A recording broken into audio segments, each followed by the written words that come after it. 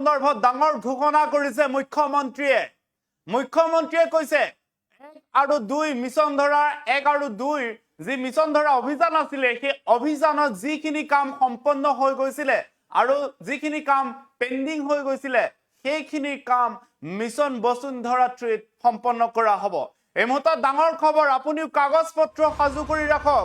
Mission বসুন্ধৰা 3 জৰিয়তে 30% অৰ্থাৎ 30% যিখিনি কাম কৰিবলগীয়া আছিলে, যাৰ মাটি বাৰী সংক্ৰান্তীয় কামৰ ক্ষেত্ৰত অসুবিধাৰ সন্মুখীন হৈ আছিলে, সেই অসুবিধা দূৰ কৰা হ'ব মিছন বসুন্ধৰা 3 জৰিয়তে। সেয়ে আপুনিও বিভিন্ন নথিপত্ৰ, যিসমূহ চৰকাৰী নথিপত্ৰ প্ৰয়োজন, সেই নথিপত্ৰসমূহ সাজু কৰি ৰাখক, কাৰণ মুখ্যমন্ত্ৰীয়ে মিছন বসুন্ধৰা 3 সন্দৰ্ভত ডাঙৰ ঘোষণা কৰিছে। আগন্তুক সময়ত শীঘ্ৰে মিছন বসুন্ধৰাৰ জৰিয়তে যি ভূমি বিবাদ বা ভূমি মাটি পট্টাক লৈ বিভিন্ন সমস্যাৰ সন্মুখীন হৈছিলে, ক্ৰয় বিক্ৰয়ৰ ক্ষেত্ৰত যিখিনি সমস্যা আছিলে, সেই সকলো সমস্যা 30% লোকৰ সমস্যা সমাধান কৰা হ'ব বুলি ইতিমধ্যে উল্লেখ কৰিছে মুখ্যমন্ত্ৰীয়ে। আজি কলাক্ষেত্ৰত অনুষ্ঠিত এক গাম্ভীৰ্যপূৰ্ণ অনুষ্ঠানত মুখ্যমন্ত্ৰী ডক্টৰ হিমন্ত বিশ্ব শৰ্মাই ঘোষণা কৰিছে যে আগন্তুক সময়ত মিছন বসুন্ধৰা 1 আৰু মিছন বসুন্ধৰা 2ৰ জৰিয়তে যিখিনি কাম সম্পাদন কৰিবলৈ থাকি গ'ল, অৰ্থাৎ 30% থাকি যোৱা সকলো কাম পেন্ডিং হৈ ৰোৱা সকলো কামেই কৰিব মুখ্যমন্ত্ৰীগৰাকীয়ে। মিছন বসুন্ধৰা 3 জৰিয়তে সকলো কাম সম্পন্ন কৰা হ'ব বুলি মুখ্যমন্ত্ৰীয়ে ঘোষণা কৰিছে। আমি জনাই আছো মিছন বসুন্ধৰা 3 সন্দৰ্ভত ডাঙৰ ঘোষণা কৰিছে মুখ্যমন্ত্ৰীয়ে। তেওঁ উল্লেখ কৰিছে আগন্তুক সময়ত অৰ্থাৎ 30% যি বিবাদমান ভূমি বা বিভিন্ন সমস্যাৰ সন্মুখীন হৈছিলে মাটিৰ পট্টাক লৈ, তেনে সমস্যা সমাধানৰ ক্ষেত্ৰত মিছন বসুন্ধৰাৰ জৰিয়তে সমাধান কৰা হ'ব। সেয়ে আপুনিও শীঘ্ৰে কাগজ পত্ৰ, নথিপত্ৰ আৰু আবেদন কেতিয়া কৰিব সেয়া ডেট চাই থাকিব, অন্যথা আপুনিও মিছন বসুন্ধৰাৰ পৰা বাদ পৰিব পাৰে। কিন্তু মুখ্যমন্ত্ৰীয়ে ডাঙৰ ঘোষণা কৰিছে সকলোৰে সজাগ হোৱাৰ বাবে মিছন বসুন্ধৰা 3ৰ জৰিয়তে যিখিনি ৰৈ গৈছিলে 30% কাম, সেই 30% কাম শীঘ্ৰে সম্পন্ন কৰা হ'ব বুলি মুখ্যমন্ত্ৰীয়ে ঘোষণা কৰিছে।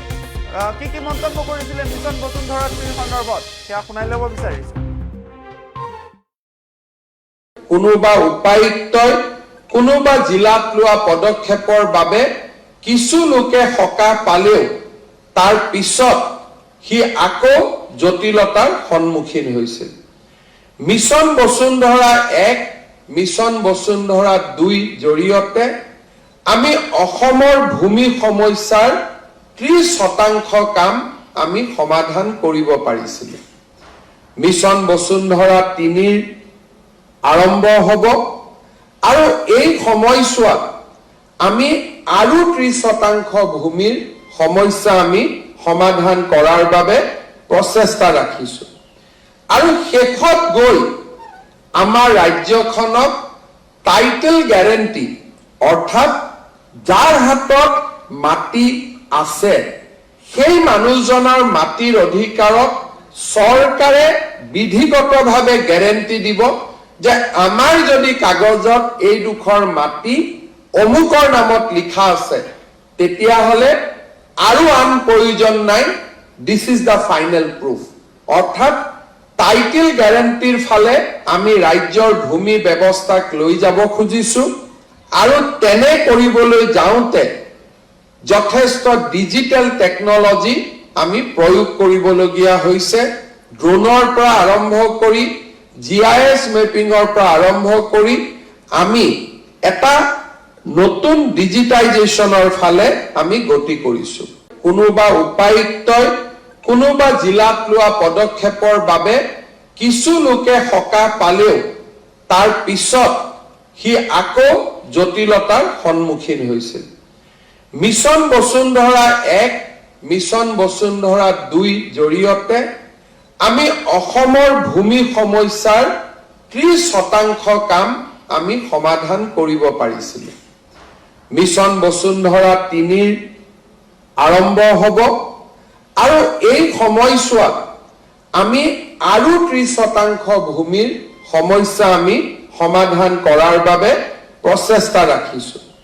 আৰু শেষত গৈ আমাৰ ৰাজ্যখনক টাইটেল গ্যাৰেণ্টি, অৰ্থাৎ যাৰ হাতত মাটি আছে সেই মানুহজনৰ মাটিৰ অধিকাৰক চৰকাৰে বিধিগতভাৱে গ্যাৰেণ্টি দিব যে আমাৰ যদি কাগজত এই দুখৰ মাটি অমুকৰ নামত লিখা আছে তেতিয়াহ'লে আৰু আন প্ৰয়োজন নাই this is the final proof অৰ্থাৎ টাইটেল গ্যাৰেণ্টিৰ ফালে আমি ৰাজ্যৰ ভূমি ব্যৱস্থাক লৈ যাব খুজিছো আৰু তেনে কৰিবলৈ যাওঁতে যথেষ্ট ডিজিটেল টেকনলজি আমি প্ৰয়োগ কৰিবলগীয়া হৈছে ড্ৰোনৰ পৰা আৰম্ভ কৰি GIS মেপিঙৰ পৰা আৰম্ভ কৰি আমি এটা নতুন ডিজিটাইজেশ্যনৰ ফালে আমি গতি কৰিছো যিকোনো খবৰৰ বাবে যোগাযোগ কৰক